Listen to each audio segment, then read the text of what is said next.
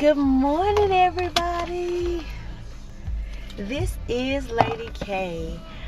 I am coming from the early morning rise. I'm at another broken egg this morning.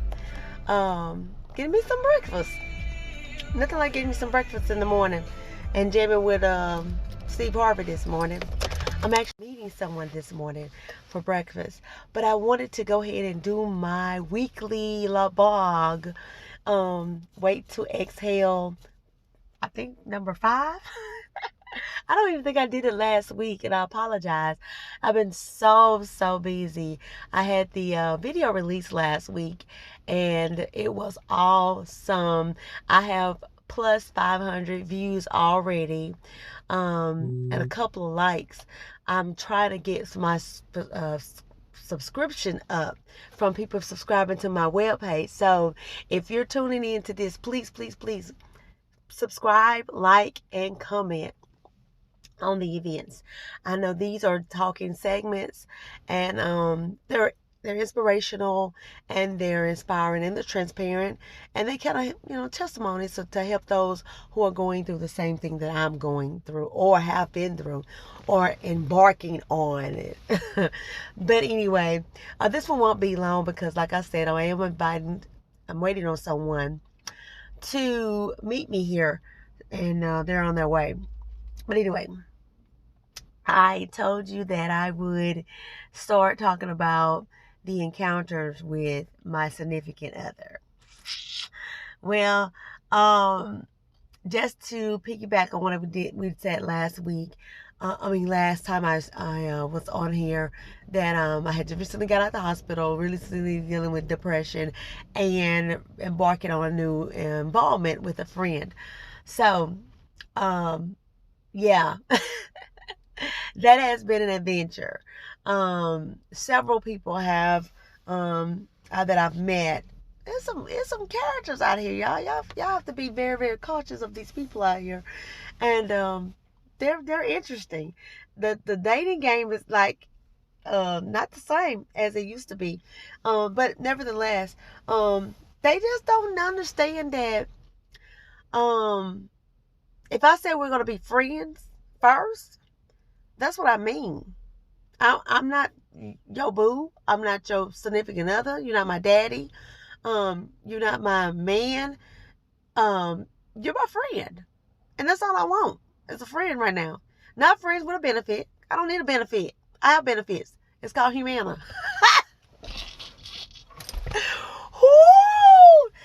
I know y'all didn't find it funny, but I did.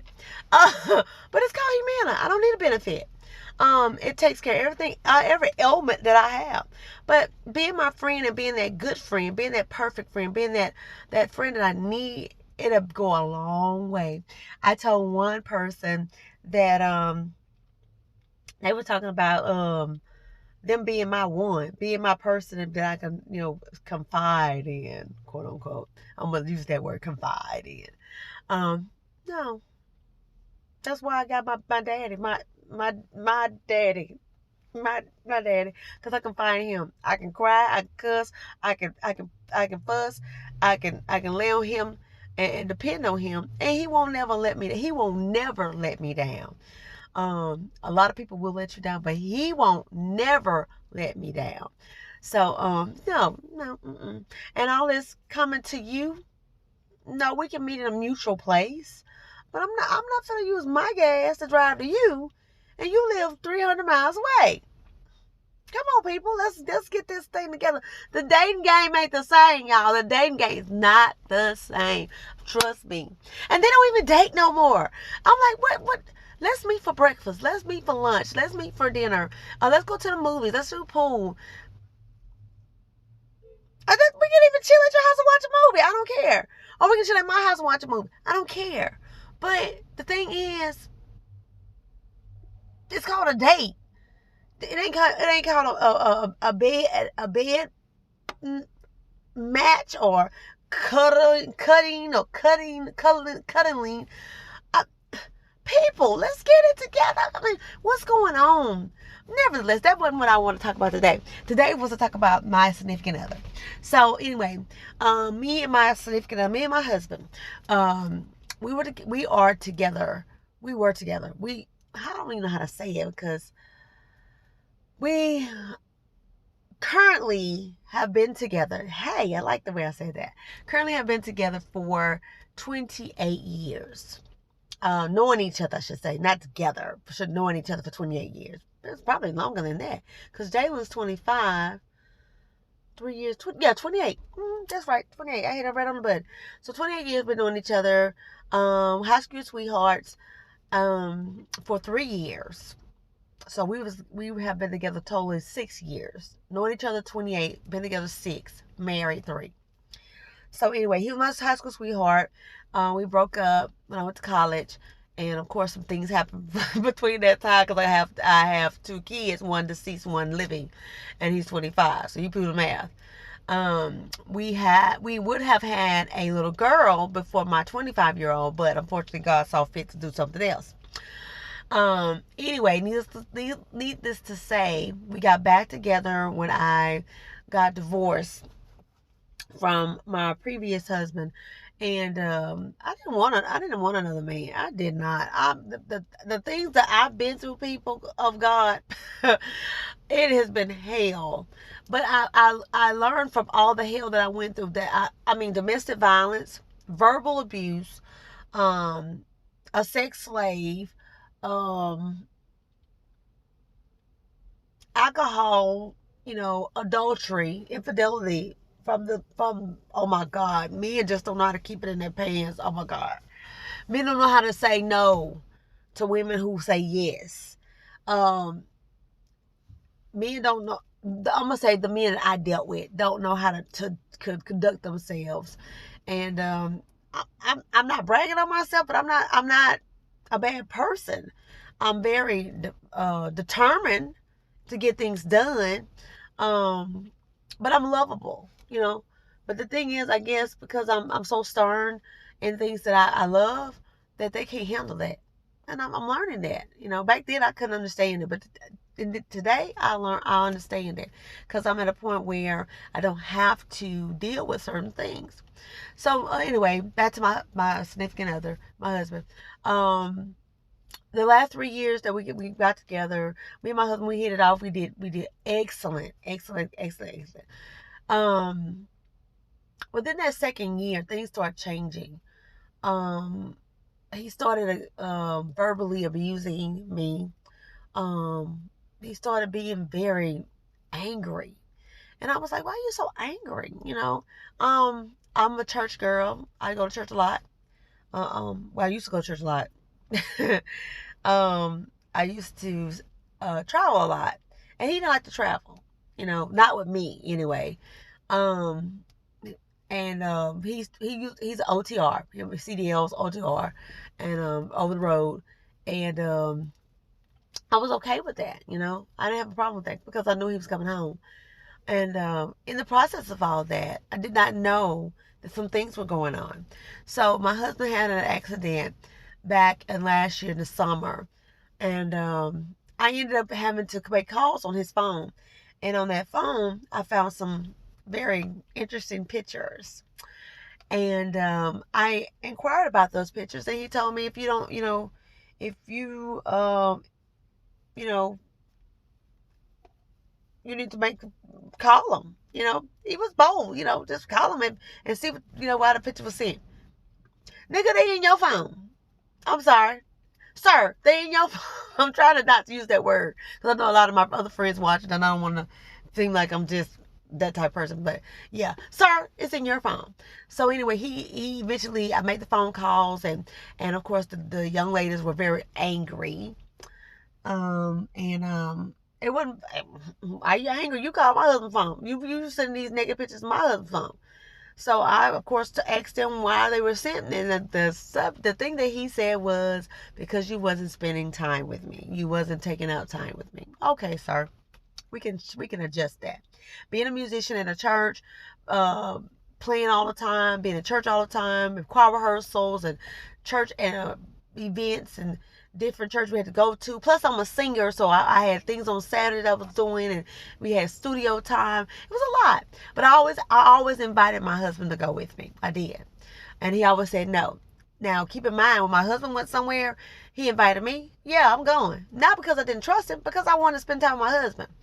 But needless to say, he told me that we weren't spending enough time together. So I quit the church. I quit it not for that reason, but it was a good time for me to stop praying for the church, so we can spend time together. Well, when I did that, the time didn't. He still didn't want to spend time. He wanted to, quote unquote, go watch football with the boys, and didn't want me to go anymore. It was fine. It was cool. I got back in the church. Got back going to church and being involved in the church and whatever. And in that process, now keep in mind, he had that wreck that summer. All this was going on. All the bickering, arguing, and all that was going on that second year. The second year, he had the wreck. And as he was recovering, a lot of things took place, and the his family didn't associate with me anymore. Some of them, I'm not going to say all of them, some of them didn't associate with me anymore. I don't know why. I don't even care why. Because I used to be the person that used to be like, oh, why they're mad at me? Oh my God, let me try to fix it. That's stress on me. You cause me heart problems. I'm not finna do it. I'm not. So, anyway, as he was recovering, the bickering and the verbal abuse and the accusing kept going. Well, I didn't know about the phone calls until after the fact that he went and he got sick again, but to the point where now he's in a state where I'm having to start over again. Yeah. It doesn't look good right now, but I'm having to start over again. By doctor's recommendation. And the doctors told me because I was stressing myself out, causing myself heart problems and lung problems, just health problems, because I was depressed, because I was going through some stuff. Well, before I started doing all that, of course, I was being a wife, and I was praying, and I was seeking God for His healing and all this, and all of a sudden, a picture appeared in my phone. And I'm like, oh, what the devil? Oh, this is my friend showing up. But anyway, there was a picture showed up in my phone, and it was the woman who he was talking to for over a year and a half. Yeah, I said a year and a half. And